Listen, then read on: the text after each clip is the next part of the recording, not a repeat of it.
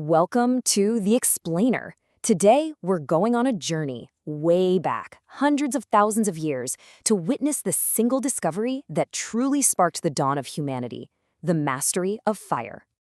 I want you to try and picture it. A world with no cities, no villages, not a single point of artificial light. This was a world where our earliest ancestors were completely governed by the setting of the sun. And when that darkness came, it brought more than just cold. It brought a deep, instinctual fear. So for early humans like Homo erectus, this was just daily reality. Here you have a species that walked upright, but believe me, they were nowhere near the top of the food chain. Every single day was a battle for survival. And every single night, they were the hunted. Their entire existence was defined by these immense challenges. The cold wasn't just uncomfortable, it could be lethal. Saber-toothed cats and giant hyenas, they owned the night. Their senses peaked just as ours completely failed. The food they ate, raw meat, was tough, took a ton of energy to digest, and was often full of parasites. And without a source of warmth, our ancestors were basically trapped in the warmer parts of the world, blocked by an invisible wall of cold from expanding across the globe. But then a force of nature appeared, one that was about to change absolutely everything. And at first, it was just another source of terror, a destructive, unpredictable, and frankly horrifying power. Just try to imagine it from their perspective, right? A blinding flash, a deafening crack, and suddenly the forest is just consumed by a raging inferno. For them, this wasn't some chemical reaction. It was an attack from the heavens, and their only instinct was to flee. But over time, a really profound psychological shift started to happen. Through countless observations, our ancestors noticed something critical. The most fearsome predators, the very creatures that stalked them in the dark, they also ran from the flames. And that must have been an incredible realization. The thing they feared most could actually be their greatest shield. And that realization sparked an unbelievably courageous idea. What if this terrifying force could be controlled? What if you could bring it home? This was the beginning of one of humanity's greatest leaps forward. This was humanity's very first step. Now, they weren't creating fire yet, they were bravely harvesting it. Imagine a small group after a wildfire, carefully collecting a smoldering branch. Then they'd start this slow, careful journey back to their cave, with one single goal. Not just to get back safely, but to keep that precious, flickering flame alive. And what's amazing is, we have the archaeological proof.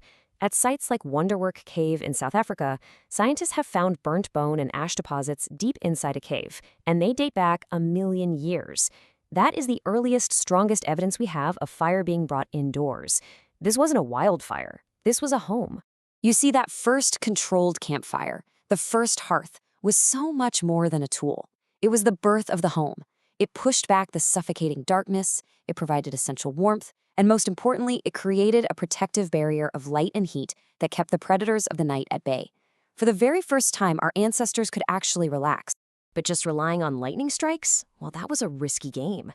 A sudden rainstorm or just a moment of carelessness could extinguish the flame, plunging them right back into darkness. True mastery wasn't about tending fire, it was about creating it on demand. Now, this likely took thousands of years of observation and just countless failed experiments. But eventually, two primary methods emerged.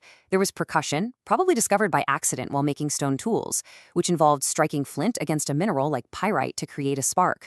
Then there was friction, which was more complex. It required the skill to rapidly spin a wooden drill to generate enough heat for a smoldering ember. With these techniques, humanity was finally untethered from nature's whims. And making fire wasn't just a technical achievement. It was the catalyst that fundamentally remade our biology, our technology, and our societies. It truly forged us into the species we are today. Fire literally fed our minds. According to something called the expensive tissue hypothesis, cooking breaks down tough fibers and proteins, making food way easier to digest. Our bodies started spending less energy on digestion, and that surplus energy was redirected to another expensive organ, our brain. Cooking provided the high-calorie, easy-to-access fuel that powered the incredible expansion of the human brain over millennia. And the impact was just staggering, a true cascade of consequences. Fire let our ancestors harden the tips of wooden spears, creating much more effective hunting tools. It gave them a portable furnace, allowing humans to survive the harsh winters of Europe and Asia and spread across the entire planet. And, maybe most importantly, the hearth became the first community center.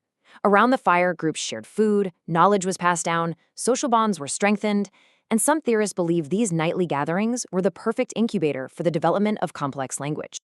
You know, it's pretty incredible to think that that first controlled flame is the direct ancestor of all our modern technology. From the engine in your car to the power plant that lights your home, it all traces back to that revolutionary moment when a human first decided not to run from the fire, but to master it. The story of fire is this incredible reminder that a single idea, a single spark of curiosity harnessed against fear really can change the world and redefine our place in it. Makes you wonder, what will we ignite next? Thanks for joining this explainer.